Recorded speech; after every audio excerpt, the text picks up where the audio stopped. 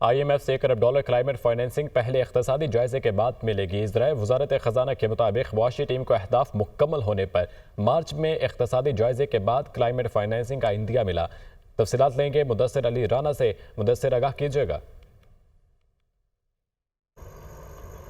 जी, पाकिस्तान ने IMF से अक्टूबर के दौरान बाकायदा दरख्वास्त की थी कि पाकिस्तान को क्लाइमेट फाइनेंसिंग के लिए $1 अरब से ज़ायद की रकम फ्राहम की जाए, जिस पर पाकिस्तान और IMF के दरमियान जो हालिया मुज़ाकरात हुए हैं इसमें कोई अहम पेशरफ्त नहीं हो सकी है।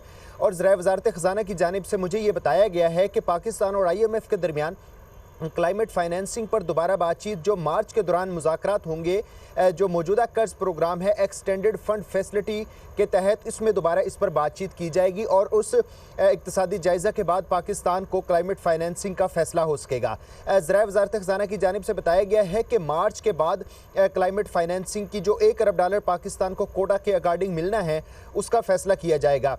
पाकिस्तान और IMF के दरमियान जो टर्म एंड कंडीशन है क्लाइमेट फाइनेंसिंग से मुतालिक, उस पर IMF की जानिब से ये कहा गया है कि पाकिस्तान ने GDP का तकरीबन 1% मौसमियाती तब्दीली और जो कुदरती आफात हैं उनसे निमटने के लिए मंसूबे जो स्टार्ट किए जाने थे उन पर खर्च किया जाना था। पाकिस्तान और IMF के दरमियान इस बात पर इत्तफाक पाया गया है कि पाकिस्तान GDP का तकरीबन 1%